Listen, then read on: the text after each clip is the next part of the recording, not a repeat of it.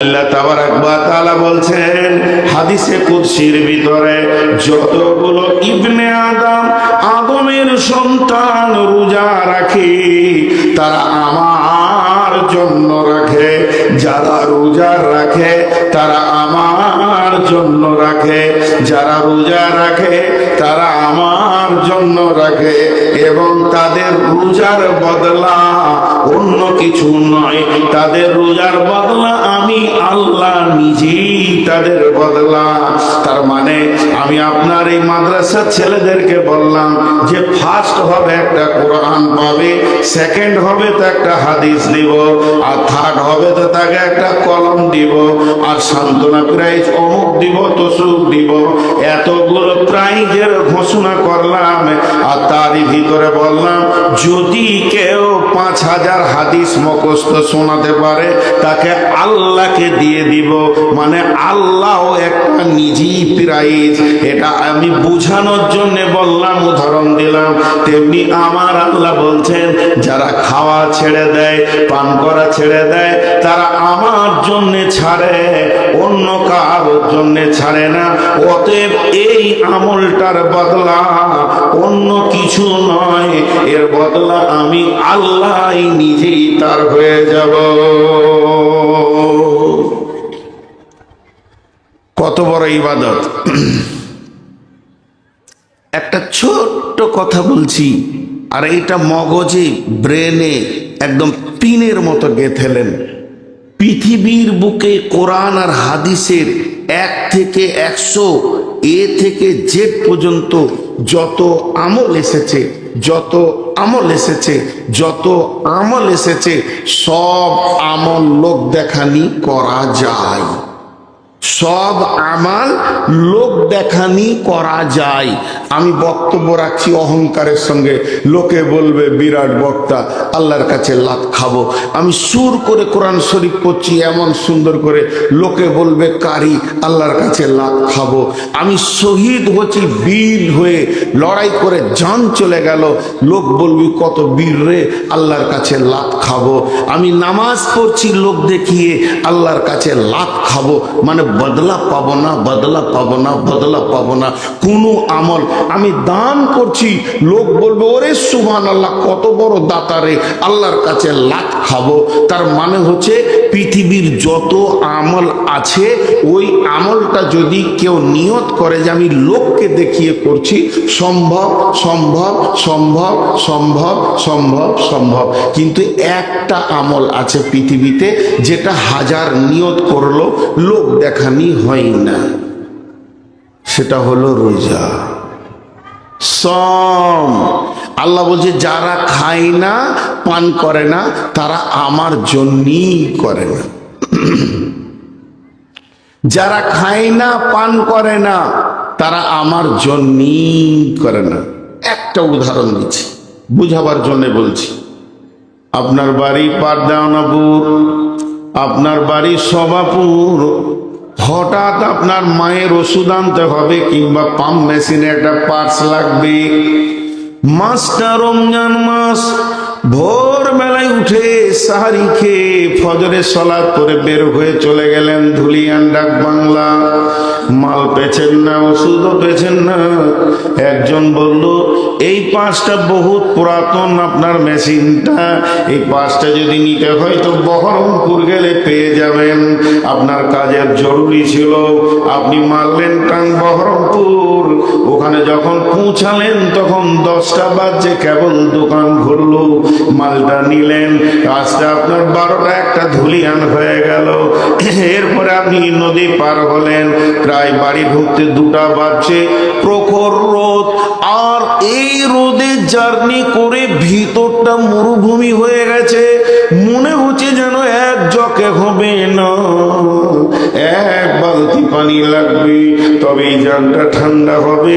তাছাড়া মনে হয় যেন ভিতরটা মরুভূমি হয়ে গেছে, শুকনো ঢোক গিলা হচ্ছে।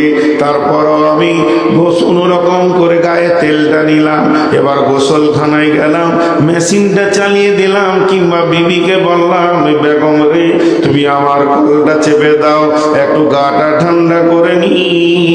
আমি মগে করে পানি নিয়ে মাথায় ঢালছে, শীতল পানি আমার চামড়াকে ঠান্ডা করছে, ভিতরে যেন আমার দিল বলছে ওই পানিটা এক গ্লাসও কম করে প্রয়োজন ছিল। কিন্তু ওই পানিটা যখন মুখের ওপর দিয়ে যেছে, তখন আমি ঠোঁটটাকে চেপে ধরে নিয়েছি।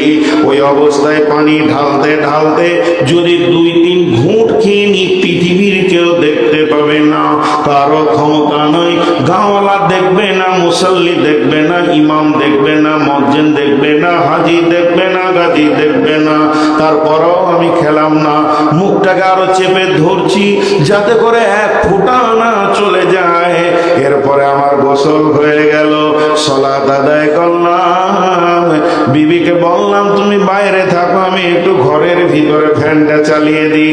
ফ্যানটা ঘুরতে শুরু করলো, আর চুল করে বিছানায় শুয়ে গেলাম। চৌকির নিচে মাছ আছে, মাংস আছে, ভাত আছে, রুটি আছে, ফ্রিজে কোল্ড ড্রিঙ্কস আছে, কলা আছে, আপেল আছে, আঙ্গুর আছে, জুস আছে, সমস্ত খাবারের ভান্ডার রয়েছে। ঘরের ভিতরে কেউ নাই, আব্বা নাই, মা নাই, বিবি নাই, সন্তান সন্ততি নাই।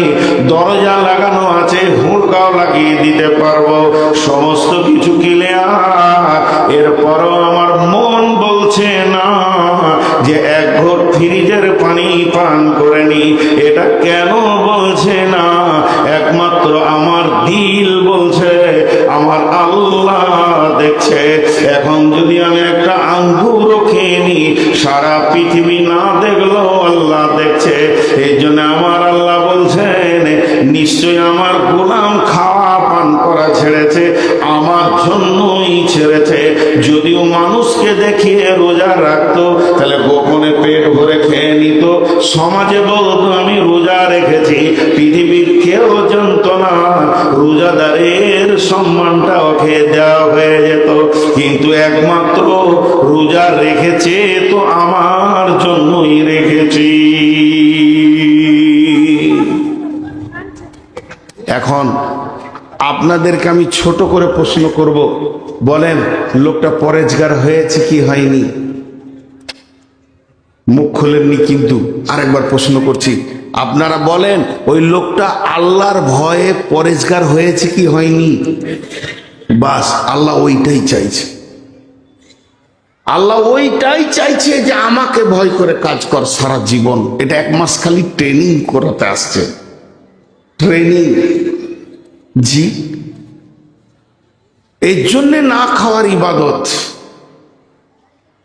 কিন্তু এটা কষ্ট। রোজা রাখতে অনেকে বলে কষ্ট লাগে না, তাহলে লাগে না তো কি হলো? লাগে বলি তুমি কেটে পাবো রে বাবা, কষ্ট। আমরা কি হব আমরা জানি না, আল্লাহ জানেন।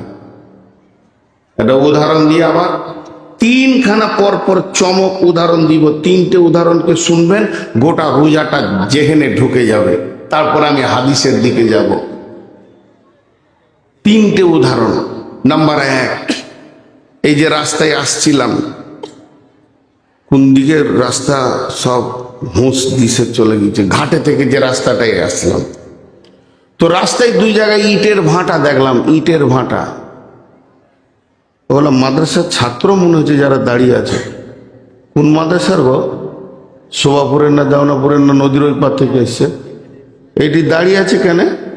এই তোমরা দাঁড়িয়ে আছো কেন? ওই দাঁড়িয়ে আছো কেন তোমরা? আজীব ব্যাপার, লজ্জাও নাই কিছু নেই। আপনাদের বিরক্ত লাগছে নাকি? 3 জন বললে খালি, এরা মুখ খুলে না কেন? এদের মেয়েগুলি ভালো, চোপার জোর খুব আছে, 1 মিনিট বন্ধ হয়নি, এতগুলি লোক মুখ খুলছেন, আপনাদের বিরক্ত লাগছে? তাহলে একটা বিষয়ের উপরে কথা বলছি, 3টে উদাহরণ দেবো, 3টে। কাকে ডাকছে? ঠিক মনে হচ্ছে মারবে নাকি? ভয়ও লাগছে। আচ্ছা, আনিকুল কোথায় গেল? আবার মনে পড়েছে আমাকে। হ্যাঁ, দেখে দেন না, দেখে দেন, ডাকেন ডাকেন একবার। এই আনিকুল বাবু, একবার এসো, শোনার দরকার আছে, তোমাকে একটা জিনিস আনতে বলবো। আমি অন্য কাউকে বলছি না, ভালোবাসছি তো, আসছো না। নিকল, তুমি তো শব্দ শুনতে পাচ্ছ না? এসো, কোথায় আছো? আর মহিলা মা কথা বোধহয় বুঝতে পারছে না বাংলা কথা নাকি? মাথা খারাপ, কতদিন পর দেখা। মহিলা মহলে মা বোনদের কাছে আবেদন রাখছি যে হয়তো বক্তার বাংলা কথা বুঝতে পারা যাচ্ছে না নাকি, এত আওয়াজ আসছে এখানে যে বিদ্যুটে আওয়াজ আসছে। বাস চুপ হয়ে গেল। আপনি রাগ করেন, ও জিনিসটাই এরকম। আমাকে বাংলাদেশে এক স্কুলের মাস্টার আমার কানে এসে বলছে, হুজুর মেয়েগুলোকে চুপ করিয়ে দেন তো। আমি বললাম, মাথা খারাপ, আমার নিজের বই চুপ থাকে না, লোকের বউকে চুপ করে। আমার বউকে যদি চুপ হতে বলি তো 20টা বলে, যাকে আমি ভালোবাসি, খাওয়াই, কাপড় দিই, চিকিৎসা ওষুধ দিই, সেই আমার কথা শুনে না, লোকের বউ শুনবে। ওই জন্য আর মেয়েদেরকে চুপ করতে বলি না। হ্যাঁ, আল্লাহ ভালো জানে যে ও যে চিল্লাইছে, যে মেয়েটা, ওর স্বামীকে যদি পেতাম তো 2টা জিলাপি খাওয়াইতাম। গরিব মানুষ, বেশি পারবো না, 2টা জিলাপি খাওয়াইতাম। বলে কেন? আমি 10 মিনিট ওকে সহ্য করতে পারছি না, ও আছে কি করে ওকে নিয়ে? হ্যাঁ, সংসার করছে কি করে ওইরকম মেয়েকে নিয়ে? আল্লাহ আকবার, কি যে আজাবে আছে ওই জানে, কাউকে বলতে পারছে না, চিল্লা চিল্লি মেয়ে। তো উদাহরণগুলো মন দিয়ে শোনেন। এই যে ইটের ভাটা, এবার ইট যে বানাবে, ও সকালে একটা বালতি আর কোদাল নিয়ে মাটির কাছে চলে গেছে। ধ্যান দিয়ে শুনবেন তো মজা লাগবে খুব। তো জোরে মাটিতে একটা কোপ মেরেছে, আর যখনই মাটিতে কোপ মেরেছে তো মাটি ওকে বলছে, আমাকে কোপ মারছিস কেন? এটা উদাহরণ দিচ্ছি, ভাবিয়ার না মাটি কেন কথা বলবে। উদাহরণ দিতে গেলে কিছু বোঝাতে হয়। তো এবার কোপ চলছে, বলছো, ভাই মিস্ত্রি তুমি আমাকে কোপাও কেন? মিস্ত্রি উত্তরে বলছে, চুপ করে থাক, সহ্য কর, দাম তোরই বাড়বে। বুঝে গেল? কোপ খেলো, খানিক বালু ছিটিয়ে দিল, তারপরে 2 বালতি পানি ছিটিয়ে দিয়ে লাত মারতে শুরু করেছে। লাত মারলে দাম বাড়ে না কমে? আপনারা উঠেছি যদি আমার চোপায় লাত মেরে দেন, দাম বাড়বে না কমবে? কমবে। কিন্তু যখন লাত মারতে শুরু করেছে, সঙ্গে সঙ্গে মাটি বলছে, বন্ধু তোমার কি গরু চুরি করেছিলাম নাকি? এত লাতটাও কেন? বলছে, চুপ কর, তোরই দাম বাড়বে। লাত খেলো, এরপরে রোদে শুকাতে দিল। যখন শুকিয়ে টনটনে হয়ে গেছে, তখন বলছে, বন্ধু পানি দাও সামান্য। বলে, চলবে না, নষ্ট হয়ে যাবে। রোজাদারের অবস্থা তাই। এখন তোমাকে আমি বানাচ্ছি, আর এই অবস্থায় তুমি পানি চাইছো, চলবে না। এবার ভাটি শুরু হলো। পাশে যখন কয়লা এলো, তখন ওই সুখাইট মিস্ত্রিকে ডেকে বলছে, বন্ধু এমন একটা জাতকে আমার পাশে দিয়েছো, দেখি তো নোংরা, তারপরেও নিজে জ্বলবে আর একজনকেও জ্বালাবে, এত কষ্ট কেন তুমি আমাকে দাও? তখন বলছে, ধৈর্য ধর, তোরই দাম বাড়বি। যখন চকচকে হয়ে পড়ে গেল, মিস্ত্রি বলছে, যত ভালো পুরবি তত দাম বাড়বে, আর ছালো ঢবি তা আবার লাট খাবি, রাস্তায় ফেলবে লোক। এবার দেখা গেল 1 নম্বর গ্রেটে লাল ইট হয়ে পড়ে গেছে। তখন ওই ইটকে 1 নম্বর, 2 নম্বর, 3 নম্বর থাকিয়ে রেখেছে, ভাঙা চোরা এক পাশে রেখেছে, ছালট গুলো আরেক দিকে রেখে দিয়েছে। তখন বন্ধু রে, মাদ্রাসাওয়ালা, মসজিদওয়ালা, কলেজওয়ালা, স্কুলওয়ালা, কোম্পানি ইট কিনতে গেছে। ইটটা ধরে বলছে, এটা 1 নম্বর মাল, কত দাম?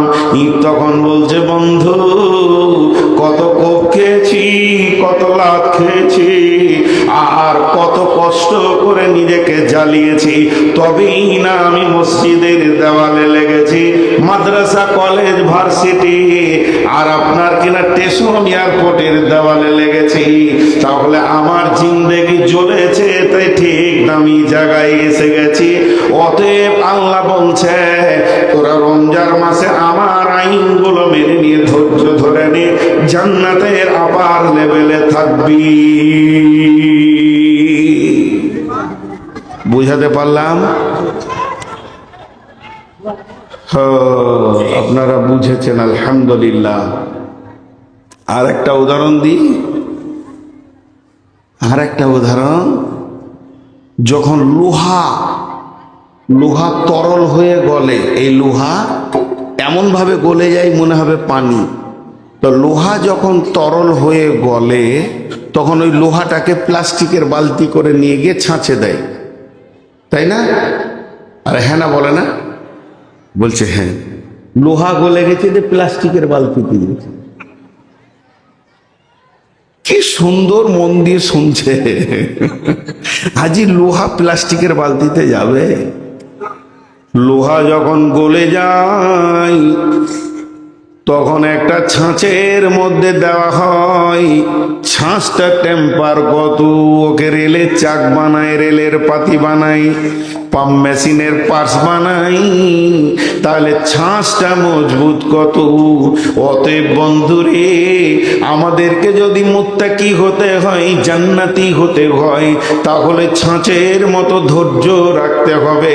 আল্লাহ আমাদের ওপরে পরীক্ষা চালাবেন।